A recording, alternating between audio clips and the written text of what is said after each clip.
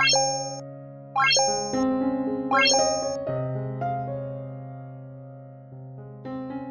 bye, ug sa tanang mga naminaw karon.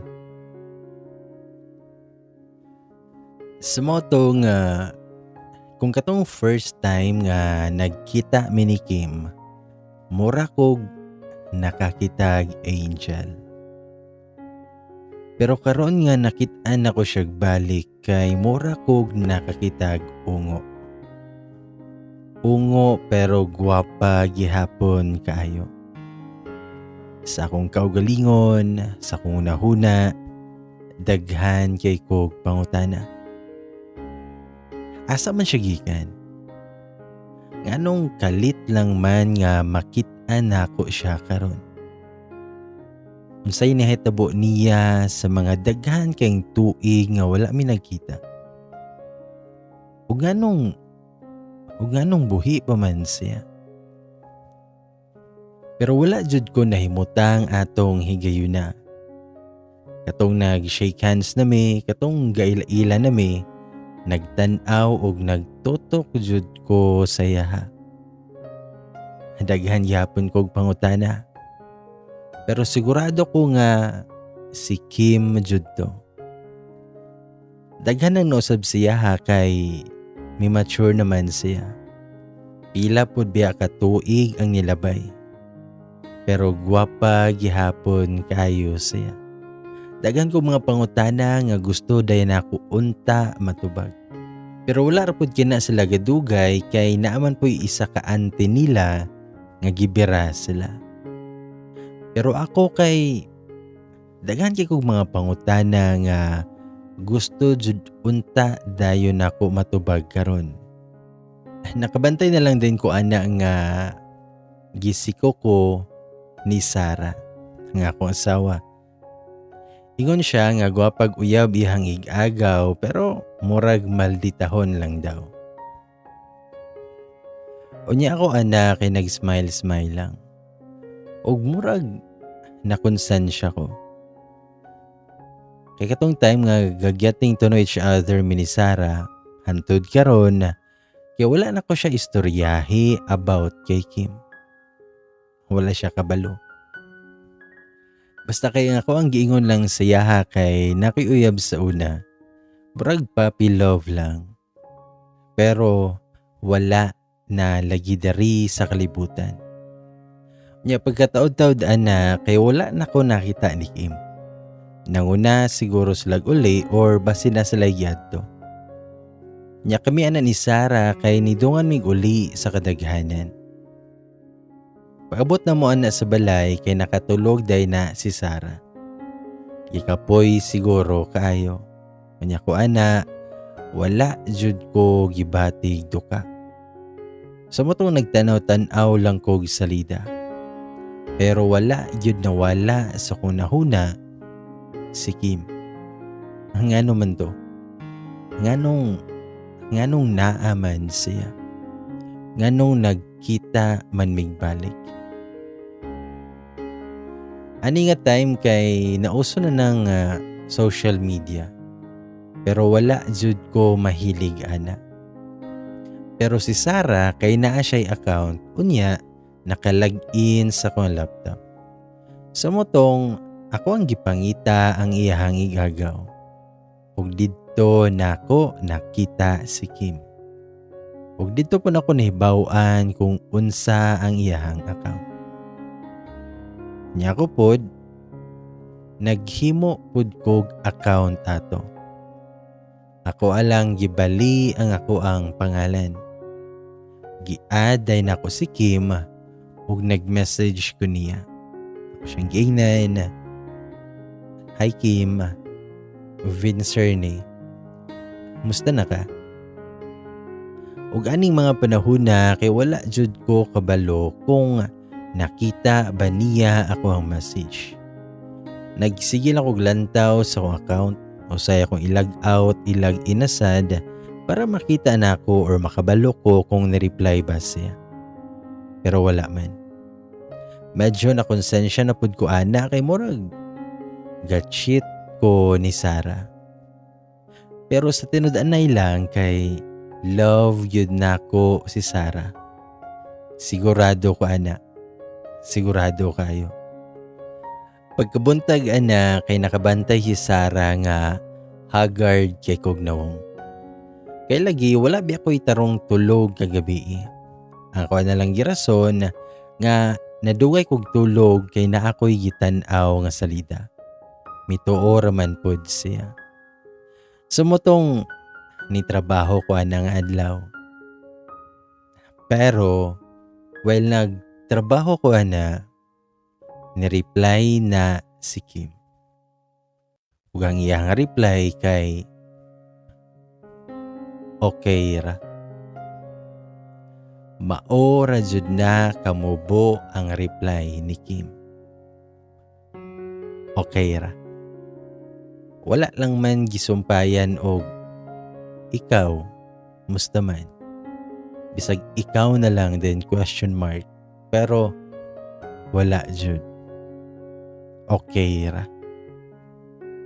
Pero na-reply yapon ko niya ako siyang giingnan nga pwede ba mi magkita kay gusto ko nga makiistorya sa iya ha.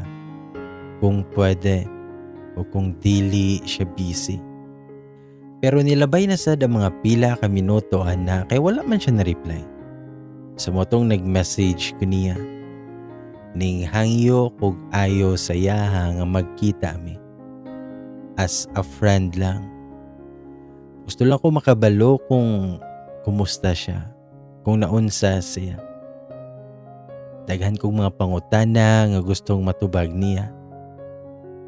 Pag human akong message ana kay wala gyapon siya na-reply.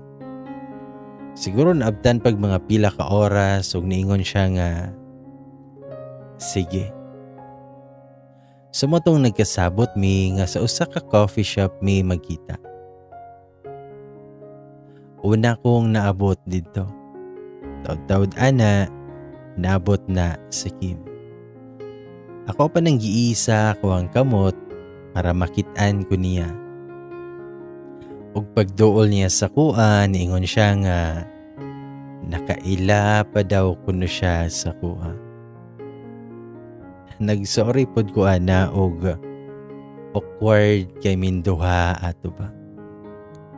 Ug gikulbaan jud kog ayo ato. Perting buto-buto sa kwandughan. Pero taod-taod ana nangutan ako sa iya ha kung naunsa siya. Kung unsay nahitabo. Kung asa siya gikan. Straight to the point radayon ko. Sa motong istorya ni Kim ang nahitabo after atong nadisgrasya mi. Ingon siya nga gidala daw siya sa usa ka dako nga syudad, sa usa ka dako nga hospital. Kay grabe kaayo ang nahitabo sa iya. Ug nawala gyud pod ang amoang anak. Mga pila daw siya ka bulan sa hospital. Ug dugay gani pod kuno nga nakaadto ang iyang mama. Kay di ay after sa pila ka bulan nga katong nagtaban mi ni Kim kay na-stroke ang iyang papa. Og giadto sa Manila. Kay naman pod sila'y mga paryente didto.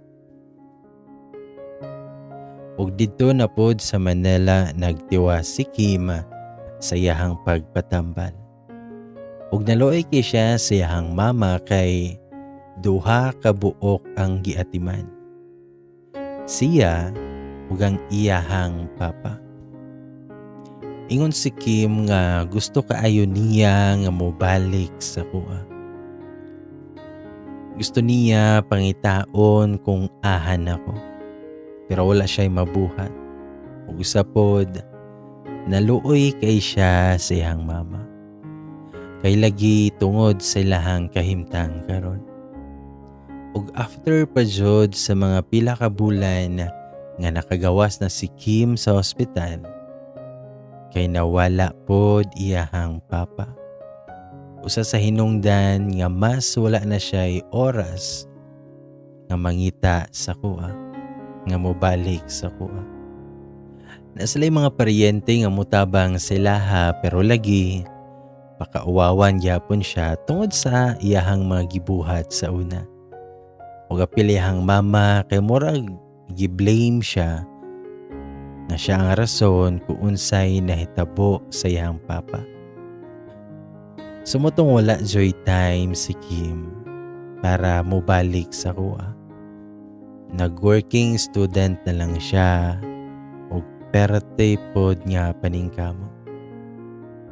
Well, aminaw ko ni Kim ana kay naluoy kay ko saya. Ug ako po na siyang giingnan sa nahitabo sa kuang kinabuhi.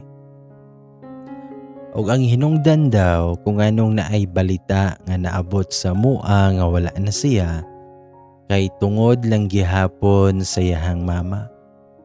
Ulahin na nakabalo si Kim about ana. Pero atong higayuna, gibaliwala na lang niya. Kay lagi perting lisura sa iyang life ato nga time. Ug karon kay naaday siya sa usa ka hotel nga trabaho. Gikan siya USA kay gipa-training sila dito.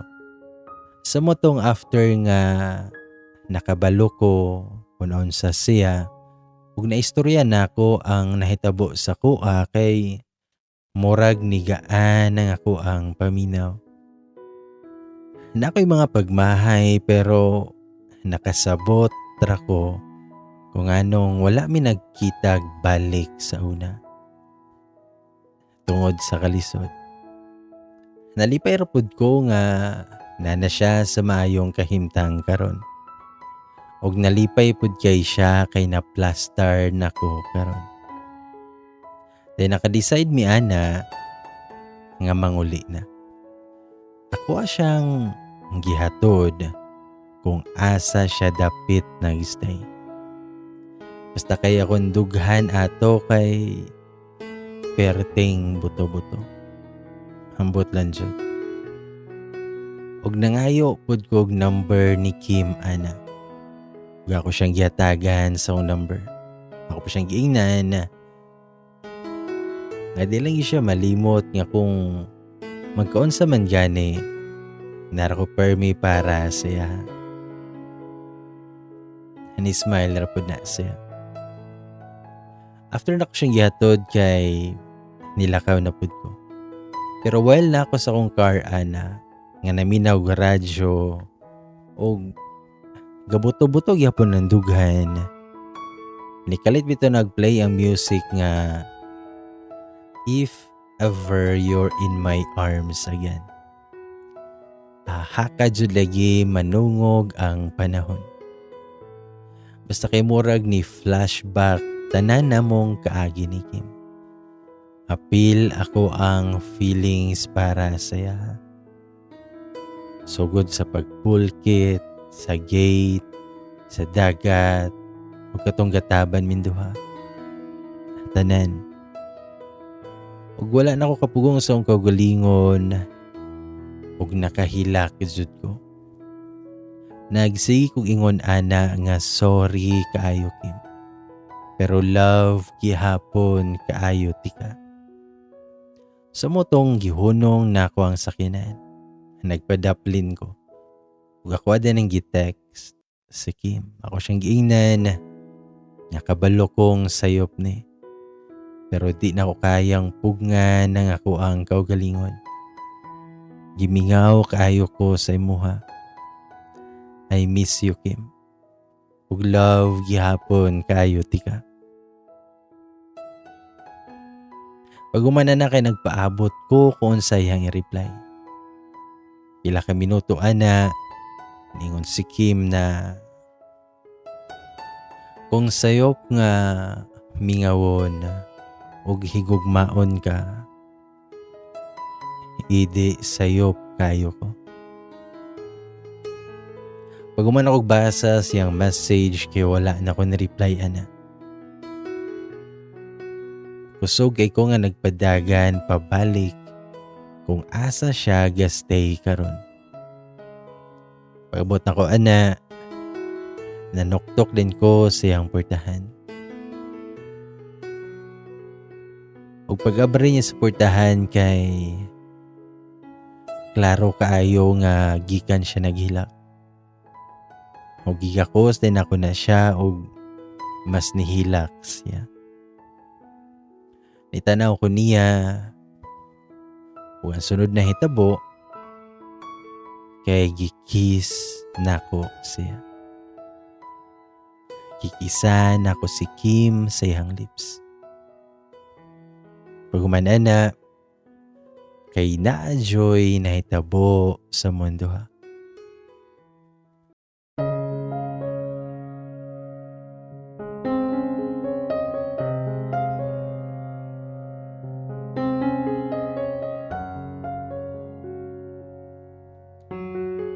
Na-joy na hitabo sa mua ni Kim. Pag-abot na ko sa balay ana kay halos dili ko makatan-aw sa mata sa akong asawa. Guilty kayo ko. Gusto ko mugako sug mga yog sorry ni Sarah pero dili na ko kayang buhaton. Wala gani ko naka-text niya nga nag-lunch na ko. Kay kasagara, kada adlaw, mag-message yun ko niya. Nangutanan lang na siya kung na-busy ba daw ko. Nga kumusta ko. Nga okay ra ba ang work. Ako pod ana, ningon ra ko nga okay ra. Nga na-busy ko sa work. Na-busy ko sa trabaho. Ug paghuman ato nga nay nahitabo namong duha ni Kim. Nauturuhan pa to. Nasundan pa. Unya kami ni Sarah na kay Okera. Wala po siya ga duda sa kuha. Siguro. Wala man siya giingon. Pero ako, nangita ko sayop saya. Pero wala man. Unya kung kauban ako si Kim, kay murag paspas kayo ang oras. Kabalo kong nalipay ko. Nalipay ming duha ni Kim kung magkauban min duha. Mga pila jud na kabulan nga nagpadayon ang amoang relasyon kung unsa man ang relasyon namo ni Kim. Unya, gibuwagan na ni Kim ang iyahang uyab. Ug dito jud ko nakaingon nga love gihapon kaayo ko ni Kim. Nakaya to niyang buhaton. Then one time ana, gipadala ko sa akong kumpanya sa isa na pod ka lugar. Na ako'y kinahanglan nga buhaton didto about sa akong trabaho. Nga akong gibuhat, ako ang gidala si Kim. Mura jud mig nag-honeymoon dito. Kabalo kong sayo pero ang naalang yun sa kong nahuna karon kay love nako si Kim. Ug mao na ang pinaka-importante sa tanan karon. Nga kuyog mi. Nakuyog nako si Kim. Pero one time na natingala kay ko kay wala man nag-reply si Kim sa kuha. Walay message bisag isa. Og dili pod siya motubag kung ako ang tawagan. Nabalaka kay ko. Biyaan na sad baka ako ni Kim ani karon. Unsao na lang jud. Feeling na ako kay di na jud na ako kaya ba. Ug hantod sa hapon na kayo na nga ni message si Kim sa kuha. Na siya'y address nga gihatag sa kuha. Nagdali-dali pud kog adto. Pagabot nako, naghilak na si Kim. Nangutan ako naunsa siya. Di ay ang iyang ex ni adto siyahang gipuyaan ug nag-wild daw dito. Di jud kadawat nga iyahang gibuwagan. Pero while nag-istorya mi ni Kim ana, nanawag man na ang ako ang asawa, si Sarah. Nigawa sa pudguan na para tubagon. Paghuman na mag-istorya kay nibalik karapudan ko sulod ana sa kwarto ni Kim. Pagsulod na ako, nabantayan dyan na ako nga nasuko si Kim. Nangutan ko niya kung naunsa siya, kung anong nasuko siya. Pero ningon siya, wala ra. Pero gipugos na ko siya pangutana. Kunya na hilom na siya kalit. Taod-taod yun nang dili siya mutingog. Antod sa ningon siya nga kinahanglan daw na ako nga i-figure out daw ang about namong duha ni Sarah. Kabalo si Kim nga wala siya sa lugar pero masakitan kay siya sa mga ani nga sitwasyon. Kinan pa ko niya nga sige na kaw, uli na si muhang asawa. Huwag nagsige na siya ingon ana. Ug wala ko'y nabuhat kundi niuli ko. Ni saad manggugo ni Kim ana nga nangita kog timing para sultian si Sarah about namong duha ni Kim. Pero daghan kay mga butang nga nakapugong sa kuha.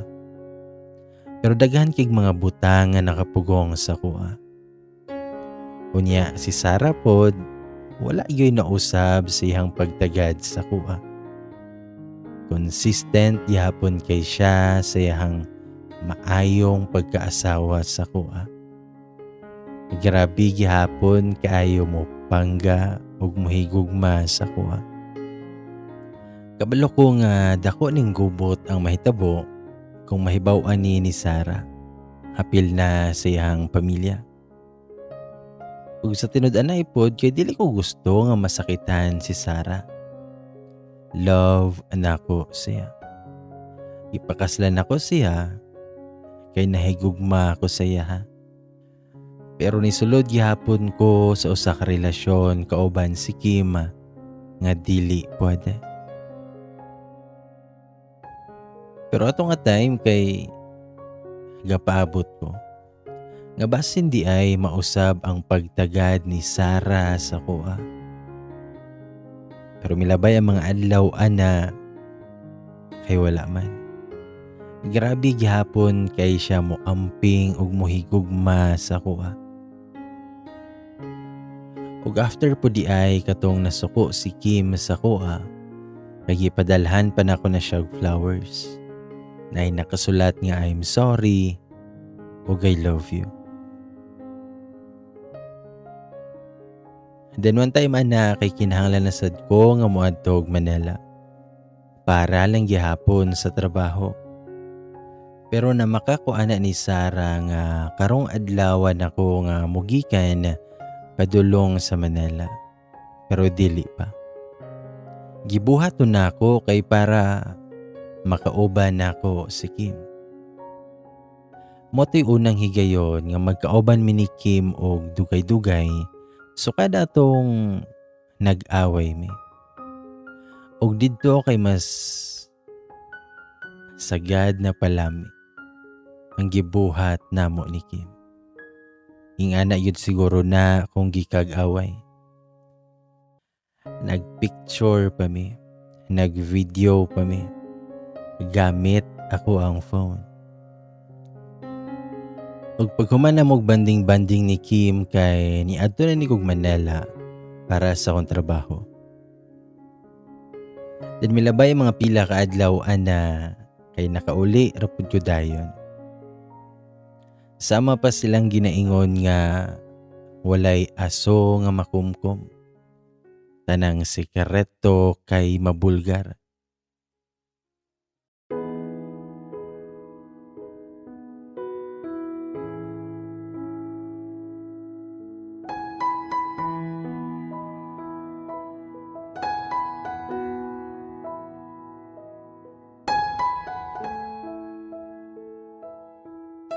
Kay pagmata na ko ana kay nindot kayo ako ang mood.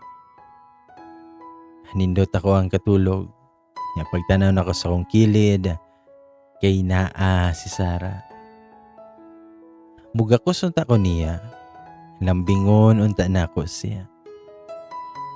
Pero nakuratan lang ko ana kay nikalit na siya tindog ug nitanaw sa kuha. Ug iya hakong gisyagitan. Nangutana siya sa kuha kung naunsa daw ko. Ngano daw ko. Moto'y first time nga nakita na ko si Sarah nga perte niyang sa kuha. O grabe kaayo iyahang pamalika sa kuha. Og naluoy ko nga gatanaw sa iyahang perting sukuan niya og naghilak siya. Og perte niyang panglabay sa moang mga gamit. Gitry yun ako na siya pakalma. Pero maglisod ko og duol sa iya. Antod sa taud-taud ana kay siguro gikapoy na siya. Naluya na siya. Ako siyang gigakos o gisulayan ako nga pakalmahon siya.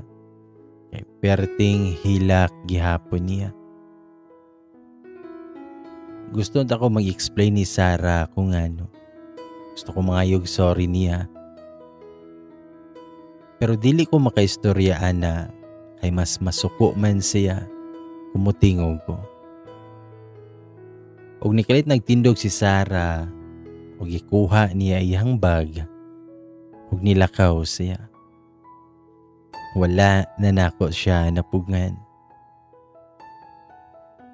Og napasakitan yun ako ang usa ka tao nga walay laing gibuhat kundi ang higugmaon ko. Our hearts beat to the city streets. We began to feel the fire. We rise like tall buildings as the chemicals they take us higher. The night's young and it's just begun as she puts her hand in mine. We wanna chase the night, wanna dance to the light, pull stars from the sky, just two hearts running wild. Never sleep, never stop, as we shout from the top.